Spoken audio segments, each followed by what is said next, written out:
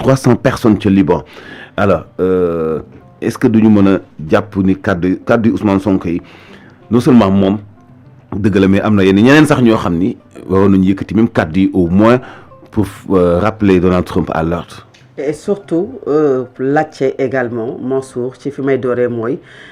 amuñu aujourd'hui en Afrique benn leader bu taxaw dire non à Donald Trump. Maintenant la sortie de Ousmane Sonko mën na nekk déjà sortie boo xamante ne c'est pour montrer son leadership parce que il est leader d'opinion. Il est premier ministre du Sénégal également bu ñuy wax mbirum panafricanisme da ngay dégg souvent mu koy bàkkoo ne moom ci la bokk. Maintenant est-ce que c'est juste pour également montrer li nga xam ne moom mooy son leadership ci continent africain bi. Parce que ci biir waxam. dafa ne Donald Trump bi muy dalal njiitu réew yi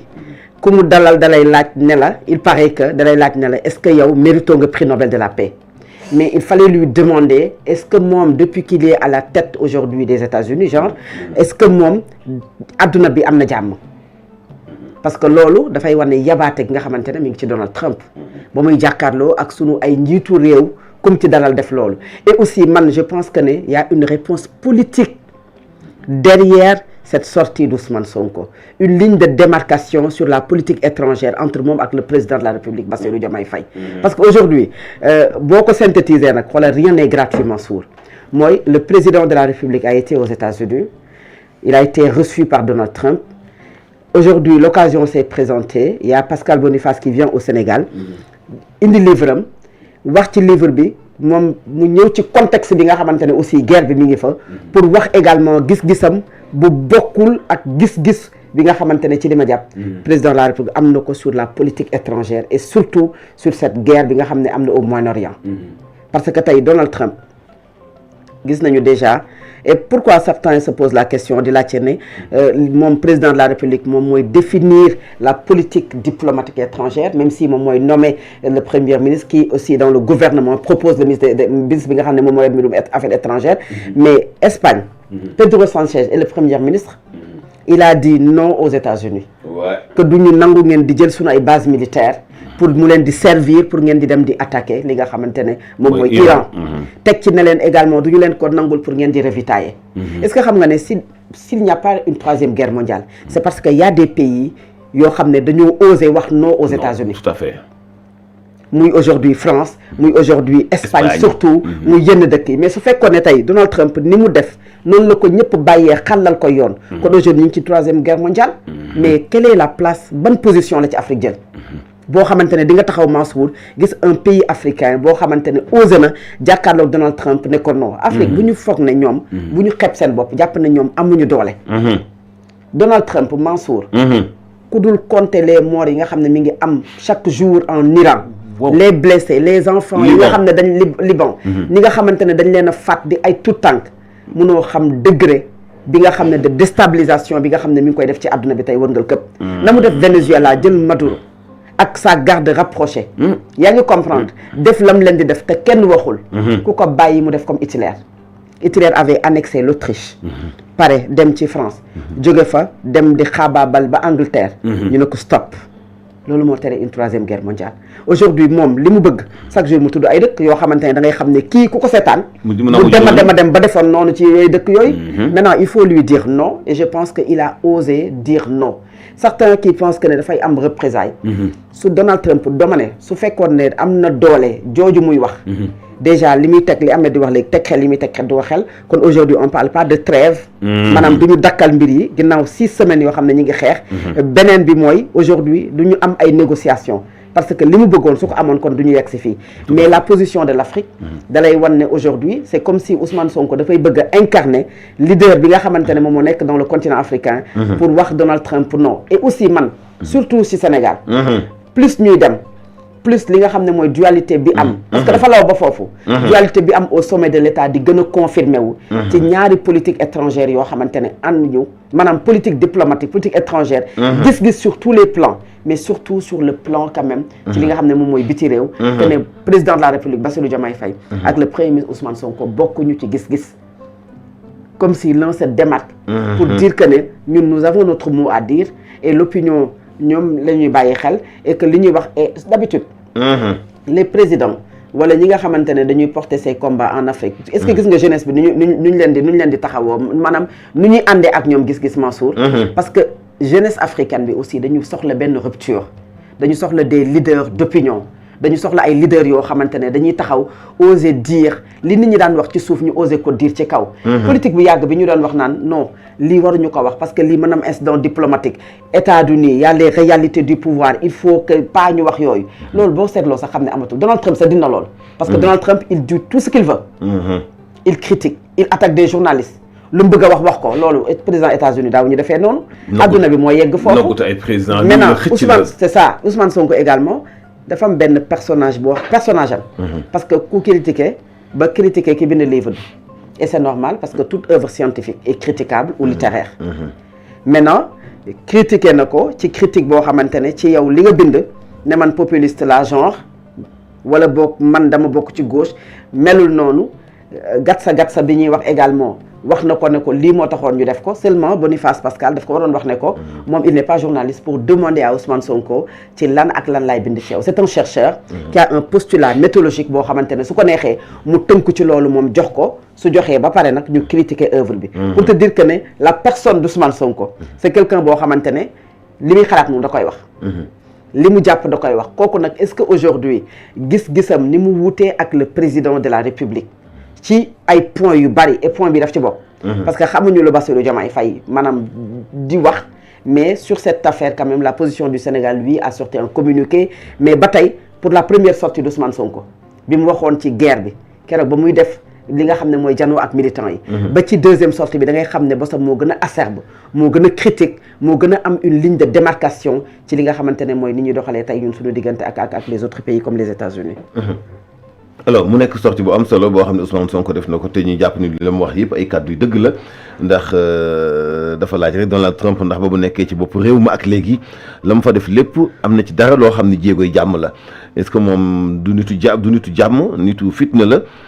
moom loolu moo tax mu am sañ-sañu dem ba ci réewum jàmbur président bu nekk ci digg mandaawam di doxal mu ñëw enlever ko yóbbu ko États-Unis bëgg koo atte ci justice su Amérique en même temps muy xeetu jalgatiquement tey goo xamante ni bi kenn mënu ko justifier kon defe naa ni courage bu am solo la Ousmane Sonko waxee mais dafa am yeneen réaction nag yoo xam ni ci wàllu politique gi dañoo gisee safaan ba daanaka ñoom ay critique la ñu xëyee ak neneen noo xam moom la ñu xalaati ci wàllu ni diplomatie doxewul nii ak na ne mooy ragal gi nekk parfois ci doy waar la que quand tu es premier ministre non am na yenn yoo xam ne c'est le président qui prend la décision Dominique Villepin en 2003 bi muy dem fa nga xamante ne fa la ñu ko yóbbu jamono jooju France nga xam ne dafay dem di wax ci guerre ba amoon Irak mais il a pris position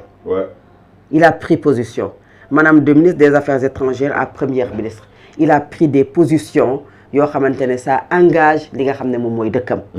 aujourd'hui mais pourquoi ñu bëgg ne aujourd'hui au Sénégal quand tu es premier ministre quand tu es ministre des Affaires étrangères maanaam wala boo yoree yenn ministères yi maanaam ñu tënk la man Mansour liberté dama ko soxla ci nit liberté nag rime avec certaines responsabilités responsabilité pas seulement pour toi mais pour le pays bi nga xamante ne yow ñoom ngay représenté boo defee yenn dérives que les gens osent te dire que non li nga wax ni noonu mais soo waxee loo xam ne fulla la ak fayda nit ñi xam ne li nga wax mooy fulla ak fayda Donald Trump du yàlla du yonente bi du ak bu samaan nit képp la la première puissance mondiale boobu ñu def États-Unis première puissance mondiale boobu li leen ko teg mooy liggéey également du noot yenn nit yi yaa ngi comprendre jëli arme ak di wane seen doole tout le temps mais li ñuy def nii Iran Mansour képp koo xamante ne affaire bi du ay jullit ak ay nga nekk beneen diine mbir mi mooy quand tu es humain et que nga gis le nombre de personnes yi nga xam ne ñoom la ñuy faat ñoom la ñuy massacrer diggante Israël ak Palestine les États-Unis qui est derrière qui sont derrière ak yooyu nga xamante ne mais États-Unis mënul nekk ci àdduna bi nag def dictaawam moom la fi imposer fi dictaawam ku fi ñëw ak li nga xamante ne moom ngay doxalee te soo ko bàyyi woon ma ne si d'autres pays su fekkoon ne gis nga lii mu def bëggoon a def Iran nii moom ak Israël nii li ñu bëgg moom ak Israël li ñu bëggoon def Iran su fekkoon ne am nañu ay dëkk yoo xam ne am nañ ci ak ñoom kon aujourd'hui dañ naan troisième guerre mondiale mi ngi am te cette guerre là dafa am ay répercussions sur le plan économique ay conséquences sur le plan économique pour tous les pays bërki dem le président de la République lors de son discours à la nation wax na ko mais loo xam ne daf lay affecté sur le plan économique affecté la également sur le plan même diplomatique mais loolu soo ci waxul nga toog di seetaan parce que tu penses que tu es dans un continent boo xamante ne souvent entre guillemets pauvre un continent boo xam ne jàpp nga ne kenn considéré wu ko ba tu n'as pas ton mot à dire mais loolu parce que tout simplement au nom de la diplomatie au nom des relations bilatérales boo xam ne dox na ci ñaari dëkk yi qu'il faut pas oser dire les choses telles qu'elles sont ñuy nabbaaje ay nit yoo xamante ne ay tout tànk ay liir ay école ci tout simplement tooñ goo xamante ne yow yaa ko tooñ ba ñëpp teg ci seen bët xam ne yaa tooñ ñi nga xamante ne ñoom ngay jàkkaarloo te defoo ko rek Iran bu ëllëgee nga xaabaabal demaat feneen balaa sa mandat di jeex ba moytu di nga attaqué waat ñeneen guerre waaye bii de moom neexul ci moom bii moom Alaaji wax ci début bi rek moom ay mbasaki nju yak wax yu dul dëgg dong nga ci nekk moom Alaaji adduna bi ñoo toll foo xamante ni nii dañu am ñoo xam ne dañu war di wax droit à la parole ak ñoo xam ne waruñu wax tout à fait malheureusement ñin Sénégal ñun dafa am ñoo xam ne dañoo bëgg a jël seen bopp boole leen ci ñi nga xam ne ñoom waruñu wax yow loolu nag yow léegi boo ko defee sa bopp mais bàyyil ñeneen ñi ñoom libre nañ ñu wax mais bul ne waa réew mi yëpp ñun dañu néew doole ba ñun waruñu bokk ci ñi nga xam ne dinañu joxe suñu xalaat ci réew mi ci àdduna bi Sonko ngi njëkk a àddoo ci lii keroog ba muy jàkkaarloo ak militant ya nit ñi ne position ak nangam sangam dugg na fii génn fi patati patata mais Alaaji ñun ñoo opté ñun Sénégal ñun ñoo opté na ñun ay yóbbaale ma rek comme parti yóbbaale ma yi ñun dëkk yóbbaale ma lañ bëgg a nekk di nangu lu ñu teg ñu tegoo ko non ñun même bu nit di tooñ nit di ko rey comme Trump ñun daal buñ mënulee jàppale reykatu nit bi nañ maandu mais doo ko ŋàññ doo ko critiquer imagine ma yow ko bind ab livre boole la ci ñaar fukki doomu aadama yi gën a influent ci àddina jàkkaarloo ak yow Ousmane Sonko bu mel noonu comme sama zaar gi tapis rouge la Boniface di dégg lal gi wax ju neex tu es beau tu es gentil tu donnes de l'argent et merci tëggal ko et merci xalamal ka ba mu ñibbi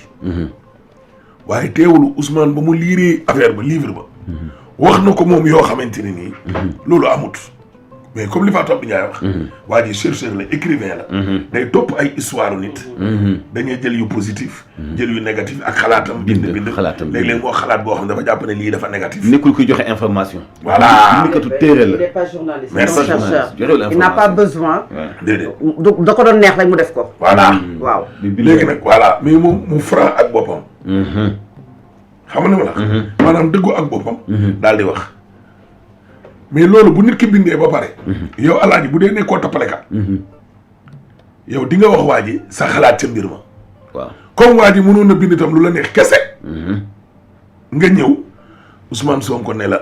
ah lii de xam naa ne dina neex samay militant mais nag lii ak lii ak lii ak lii léegi nit ku ne ak ni ko yàlla bindee tout à fait xam nga ay nit yu naturel nit ku dul tappale nit koo xam da nga entier voilà entier affaire bi noonu lay demee yow da ngay wax sa xalaat ci mbir mi ni mu demee pare jël say bagage dem ñi bi gars yi ni ci fekk yow Alaaji yow yaa ngi ko def naturellement parce que loolu c'est ta personne xam nga mais benn expression lañ lay indil le pouvoir la réalité du pouvoir te Ousmane Sonko démb expression boobu utiliser na ko nee na nañ leen bàyyi di wax la réalité du pouvoir pouvoir bi ñin ñoo koy jox ñin réalité am maanaam dëgg gi ñun ñoo koy solal mbubb ñun ñoo koy solal mbubb mais buñ nangu mu solal ñu ko neex mu solal ñu lu ko neex waaw ñu ne la réalité du pouvoir dëggantaan Ousmane Sonko démb loolu la expliqué léegi nag malheureusement ñun Afrique ak une partie du Sénégal ñun ñëpp dañoo man koo wax ne dafa am ay sujet tabou yoo xam ni kenn waru ko laal kenn waru ko wax même bu dee sax loolu dëgg la duñ ko laal buñ ko laal lu garaaw laa lay expliquer nii Alaaji mais léegi teg ko fan fenn réew yoo xam ne ñoom daal ñoo am droit rey nit ñi ñoo am droit ñëw ba sa biir palais ne coppet jël sa président nga nekk ci mandat mais même bu ñuy recevoir xoolal bi muy recevoir président africain yi suñu bos bokkoon na ci président Diomaye mais Alaaji ni mu leen di dajalee noonu ñu mel ni ay élèves mu toog ne la ci taabalam président yi toog nii comme ku nekk ci salle de classe u 6e primaire. est-ce que vous méritez d'avoir le prix Nobel de la paix te yow defoo jàmm dafoo jàmm. waa FIFA yi nga xam ne ay naafeq lañ yow ci jamono ji ngay jël prix Nobel naan ay de la paix di ko jox. yow instant boobu yow waa ji leer na ne yow sa waa dëkk sax gërëmuñ ko. mi ngi rey ay junni ci ay doomu aadama. mais nag kenn amul droit wax ko bu dee homme public nga buñ la ci introsé doo wax. yaa ngay bëgg visa 10 ans.